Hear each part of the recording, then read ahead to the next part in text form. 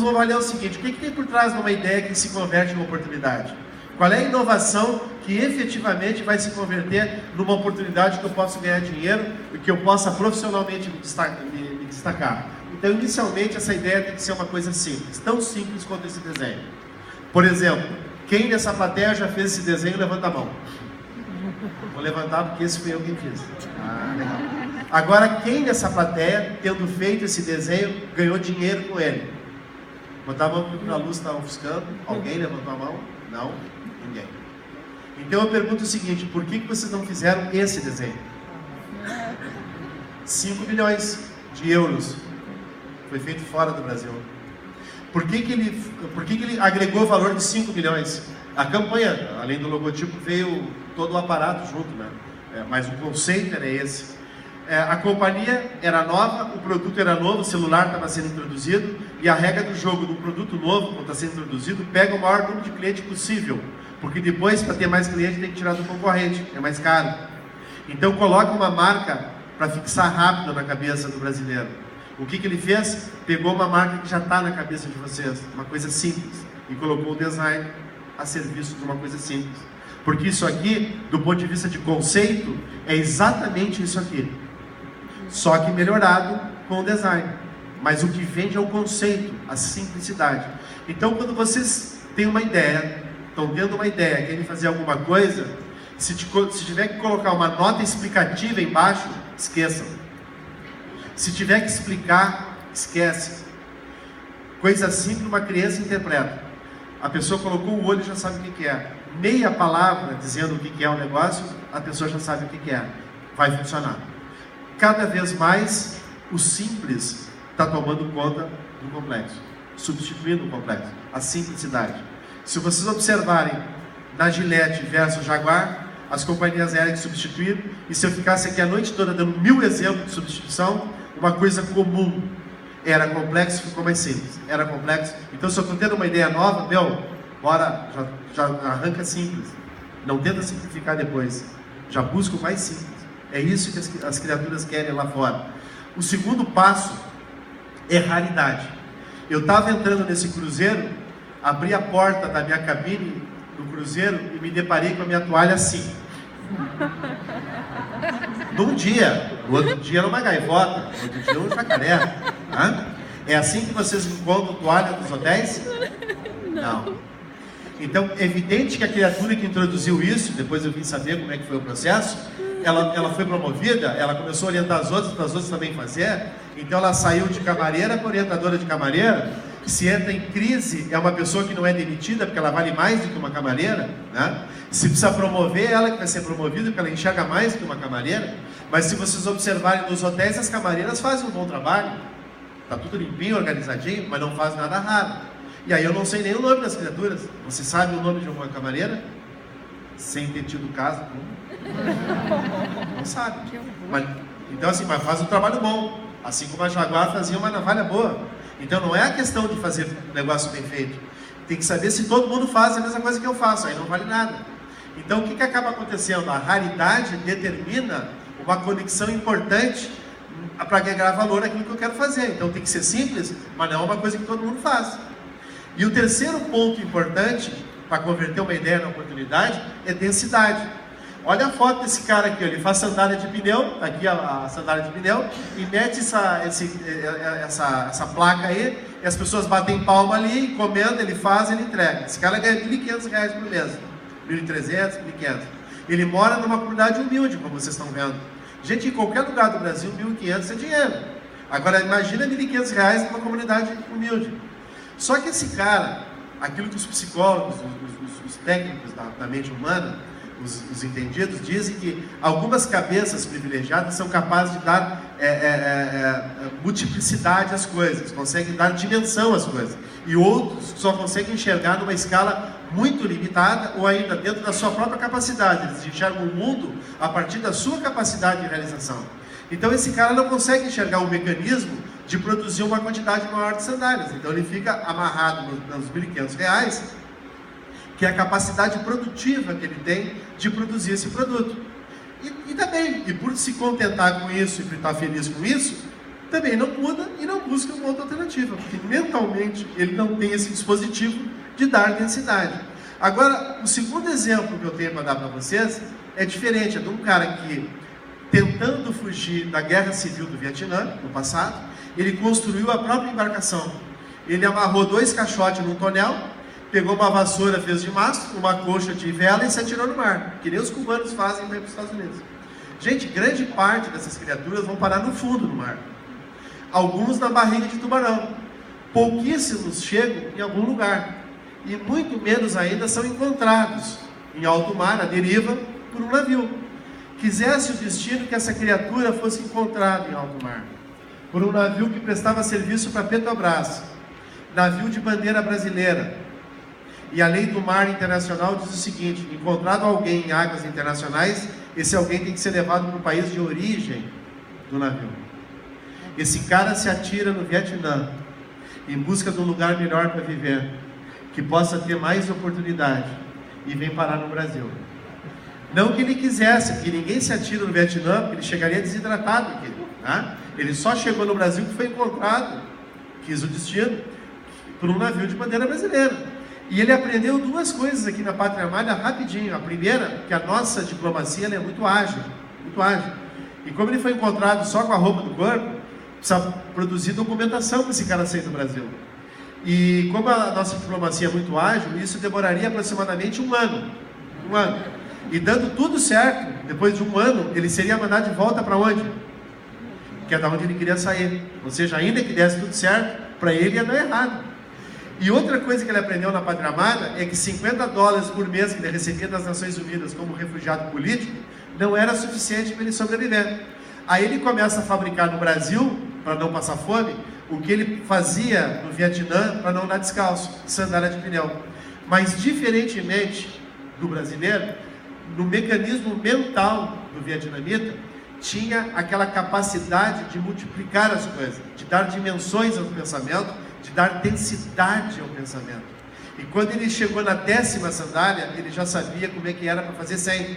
E quando chegou na 100ª, ele já sabia como é que era para fazer 1000. 1 milhão. E hoje exporta para mais de 80 países e é milionário. Tai Quan Yan, dono da GOC. O objetivo de 2014, tornar o Brasil uma referência na exportação de sandálias de pneu para o mundo. Então observe só, vamos ver se a regrinha que eu estou falando para vocês funciona. Primeira regrinha, para analisar uma ideia, a ideia tem que ser o quê? Simples. Sandália de pneu é simples? Sim. Simples. Segunda regrinha, como é que tem que ser a ideia? Rara. Todo mundo faz sandália de pneu? Não, não é raro. Terceiro passo, o que é? Densidade. Ele conseguiu dar densidade. Olha, eu não cheguei na 5ª ainda. O Tai só uniu 3 e se tornou milionário. Olha a coisa como é que funciona. Então, na conversão da ideia em oportunidade, é simplicidade, raridade, densidade. Quarto passo, percepção de meio ambiente. Para quem não conhece, o nome dessa criatura é Art Fry. O que está na testa dele é o Post-it. Eis a criatura que criou o Post-it. Esse cara é um engenheiro químico. Junto com outros engenheiros químicos, estavam à busca de uma cola, estavam formulando uma cola de alta performance. Eis que no final da formulação, a cola não colou. Não colou. 99% dos engenheiros químicos que se deparam com uma cola que não cola, se o objetivo era uma cola que colasse muito, abandona o projeto e vai formular de novo. Não Art Fry, que além de um exímio engenheiro químico, era alguém que percebia meio ambiente. E nas suas relações pessoais havia um pastor que marcava a Bíblia com os papeizinhos e que durante o culto abria a Bíblia naquela página e o papelzinho caía sucessivamente. Ao final do culto, os papeizinhos todos no chão e o pastor perdidinho para o culto da tarde. O que Art Fry percebeu? Que a cola que não colava, na verdade, aderia a 2 superfícies com 2 características peculiares.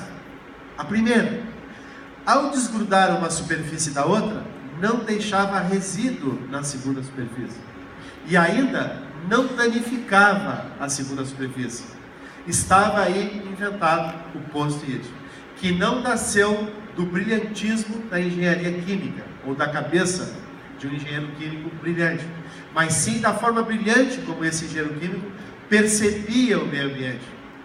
Gente, uma ideia simples, rara, que eu consigo dar densidade. E se eu pegar o episódio de Armin Klink, da janela de oportunidade, e que elas têm que estar conectadas na necessidade, que é a percepção de meio ambiente, que vai me dar esse link, dizer, não, essa minha ideia se conecta naquele nicho. Lá tem uma porção de gente que precisa disso. Ou o país inteiro precisa disso, ou o mundo todo precisa disso. Bom, então tem grande necessidade, então vai funcionar. Então percebam que a minha capacidade de enxergar o meio ambiente determina a conexão da ideia inovadora com a possibilidade de êxito, uma oportunidade. E agora eu vou contar uma coisa para vocês reservadamente, só para nós aqui. Não gravem isso, para vocês desfrutarem disso. 95% das ideias que as pessoas têm, elas não são colocadas em prática. Sabe por quê? Por falta de perceber aonde as conectam. Se o indivíduo tiver só a capacidade de perceber meio ambiente, aquele cara que é farejador de meio ambiente, que quer saber como é que as coisas acontecem na área rural, no centro urbano, numa grande cidade, onde ele vai na praia, ele está no hotel, ele está sempre procurando saber das coisas. Daqui a pouco ele conecta uma coisa que ele viu lá no Paraguai, que é adequada a uma realidade de São Francisco de Paula, se enquadra, se conecta, adaptou e funciona maravilhosamente bem. Nessa história, quem se dá bem, muito bem, não é a pessoa 100% criativa. Quem se dá melhor é quem é mais percebedor de meio ambiente. Porque eles enxergam a oportunidade mais rápido. Essa é a grande batida da jogada. E a última fase dessa história, nós vamos aprender com os hotéis. Não que os outros não fazem, mas a lógica de entender, vocês vão compreender mais rápido com o hotel. Se eu pagar um valor X e me hospedar no Ibis, eu vou ter alguma qualidade e alguns atributos de conforto. É a lógica do jogo. Paguei um valor, me hospedo lá, e é legal, e vocês não vão ouvir ninguém saindo do Ibis e assim, ah, que maravilha esse hotel. Não vou dizer, é aquilo por aquele preço, não tem nada fora dessa lógica. Agora, se eu estiver disposto a pagar um pouquinho mais no Mercury, né, eu vou ter mais conforto, mais atributos de qualidade.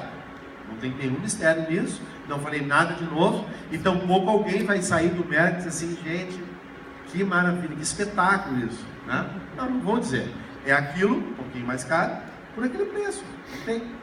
Agora, se eu quiser pagar mais e eu for para um Sheraton, né, eu vou ter mais conforto, evidentemente, mais atributos de qualidade, mas ninguém vai chegar no saguão do Sheraton e ouvir um cliente dizer assim, gente, isso aqui é a oitava maravilha do universo. Não vão dizer. É aquilo que eles oferecem por aquele preço.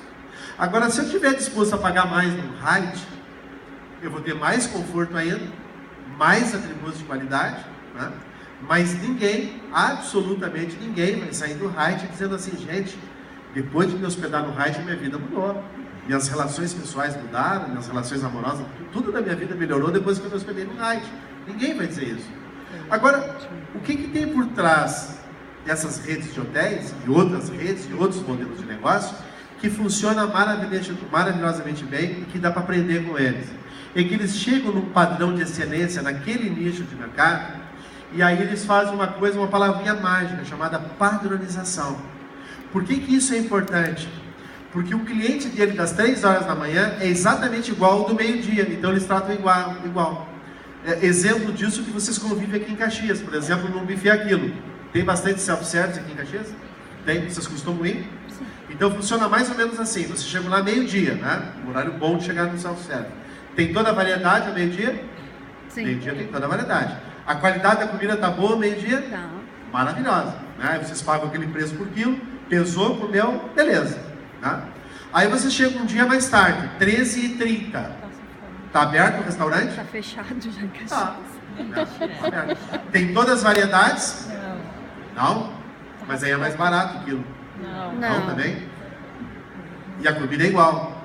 Não. Também não. Então esse cara desse restaurante deve estar dizendo agora, gente, essa crise que está aí, está me tirando o cliente das mesas, daqui a pouquinho eu vou fechar. Mas daqui a pouquinho tem um restaurante que sabe que padronização é uma coisa importante e que o cliente do meio-dia tem o mesmo valor do cliente das 13h30 e faz diferente. E aí o cliente migra, porque o cliente fica odiando. Vocês comem a comida fria com pouca opção e pagam o mesmo preço, vocês ficam praguejando a tarde toda, criatura. E só não dá o troco nele porque não tem outro. Mas daqui a pouquinho abriu na esquina outro. O que vocês fazem no primeiro almoço que tiver? Migra tudo para lá, para se vingar. Só que migra, gente, em bloco. E esse cara fica a crise. Gente, grande parte da dificuldade da economia brasileira não tem relação direta com crise econômica. Parte é, inegável. Não sou idiota também. Claro que tem. Mas não é para fechar. O que está fechando é pensamento velho, que está convivendo no ambiente. Então, naqueles ambientes mais infestados de mente criativa, está acabando com os negócios, assim como a Gillette acabou com a navalha, e assim por diante. Esse é o processo de hoje. Mais do que isso, diferenciação. Todos esses negócios que fecham são comuns. Todo negócio que está dando certo, todo profissional que está dando certo, ele não pensa que nem o outro. É cara consistente, tem fundamentação, são negócios inteligentes, tem um modelo adequado à realidade, está conectado a uma realidade. É isso que vai fazer a grande diferença para o futuro. E ainda o aprendizado está, para de olhar para o umbigo. Você já conhece o corpo de vocês, a resposta está fora. Se tivesse que vir daqui, já teria vindo. Quando falta luz na casa de vocês, vocês ficam batendo nos móveis? Batem? Não bate. Vocês já sabem que estão os móveis. Não precisa nem de luz. Então assim, querem encontrar uma coisa diferente? Está fora da casa de vocês. Está fora do processo que vocês estão convivendo. Tem que buscar fora. Tem que se conectar com alguma coisa de fora. É lá que vai estar a resposta. Ok? Mais do que isso, o livro que eu vou recomendar para vocês para terminar minha palestra. Não adianta anotar que está esgotado há 10 anos já. Por isso que eu vou contar a passagem que está no livro. Aí depois quem comprar vai ficar sem graça. Mas enfim, a maioria não vai conseguir, então eu vou falar. Quem não tem bunda usa laço no cabelo, Bárbara Corcoran. Quem é a Bárbara? Uma corretora de imóveis de Manhattan. Hoje milionária, mas nasceu num berço pobre, muito pobre. E eu costumo dizer o seguinte, uma criatura pobre se ferra em qualquer lugar do planeta. Mas pensa num lugar onde pobre se ferra muito, Estados Unidos. Lá tudo é moeda. Se o cara não tem a moeda, não rola. Aqui no Brasil não tem a moeda, um ajuda o outro, o jogo de cintura do brasileiro, as coisas acontecem. A mãe da Bárbara, ainda que pobre, é uma pessoa sábia. E a inteligência dela determinou o seguinte: a única chance dessa menina, quando criança e adolescente, era ir bem na escola. Segundo a ótica da mãe, indo bem na escola, quando chegasse na fase adulta, pelo menos uma oportunidade ela haveria de ter. Se pobre e sem educação, segundo a mãe da Bárbara, não teria alternativa. Então essa mãe colocou todas as fichas na escola da menina. Só tinha um problema. O desempenho da Bárbara na escola era algo assim horroroso. Era um quadro da dor sem moldura. Uma coisa que não tinha como se equiparar a qualquer outro do ponto de vista negativo. Mas a mãe, como tinha aquilo como foco, ia na escola, né? Professor, supervisor, diretor, queria saber e não tinha resposta. Não tinha uma explicação lógica por que tão fraco o desempenho. Mas a mãe chegava em casa, o que fazia? Vamos estudar, vamos ler, vamos fazer tarefa. Porque tinha que dar resultado. Essa menina tinha que funcionar na escola, porque era a saída de vida dessa menina. Só que um dia, desabafando, porque a pressão foi tanta, que acabaram de dizer: mãe, eu não preciso chegar na escola. Quando eu me aproximo da escola, meus colegas começam a fazer chacota de mim. Aí a mãe apavorada disse: minha filha, pelo amor de Deus, chacota de quê? Disse: mãe, eu não tenho bunda. Aí ela, o que vai fazer, né? A mãe pobre, início da década de 60, a filha não tem bunda, faz o quê? Em se tratando de bunda, nada, não tinha fazer. Só que ao invés de não fazer nada, a partir daquele dia, a mãe da Bárbara começa a fazer laços maravilhosos, invejáveis. E começa a adereçar o cabelo da menina com esses laços. E a menina começa a ir para a escola com laços no cabelo. Gente, olha o que aconteceu. O foco saiu daquilo que ela não tinha, ou seja, a bunda, e passou para aquilo que ela também não tinha, mas lhe foi adereçado, laços no cabelo. Por que eu estou dizendo isso? E eu digo sempre isso ao finalizar uma palestra. As pessoas se preocupam muito porque 97% da população mundial não é criativa. Devem se matar? Não, ainda. Tem alternativa, né? Porque a sacada da inovação não é a invencionice, não é inventar necessariamente, é dar utilidade às coisas. Isso é inovação. Ou ainda tornar mais útil alguma coisa que já existe. E essas conexões que eu falei no ambiente de troca, onde eu começo a ter ideias, e aí eu começo a pegar coisas em relação ao entorno da minha ideia. Aí eu pego essa ideia e vejo de que maneira eu posso decodificá-la, ou construí-la, ou montá-la de uma maneira que fique muito diferente ao que todo mundo faz ou é capaz de fazer. Pronto, já dei a conotação de raridade. Agora eu desenvolvo um processo para ver como é que se multiplicam os pães, já que eu não sou Jesus Cristo, né? Como é que eu consigo dar densidade a isso, para dar forma, para dar peso no resultado? Ainda, onde é que está a conexão para consumir, para adotar, para incorporar, para absorver a minha ideia? E por último, o que eu faço no meu modelo para entregar igual para todos? Porque todo cliente do negócio inteligente e moderno é igual. O tratamento que eu tenho que dar, a forma como entrego o produto, a qualidade do produto, o serviço tem que ser literalmente igual. Gente, feito isso, torna todos no mesmo patamar, coloca todos no mesmo patamar de possibilidade. Agora, uma dica a mais para vocês. O foco principal, percepção de meio ambiente. Não é grudado na frente do computador, não é numa sala de estudo 24 horas, claro que tem que estudar, não é só na sala do cinema, não é enfurnado dentro de casa ou grudado na tela do celular, exclusivamente. É percebendo e vivendo e tendo experiências nos mais variados locais, conhecendo coisas e pessoas, serem curiosos para conseguir desenvolver a principal competência do empreendedor de sucesso, que é a curiosidade, a percepção das coisas que estão no entorno dele. Por isso que eles conseguem tirar mais proveito de tudo que fazem.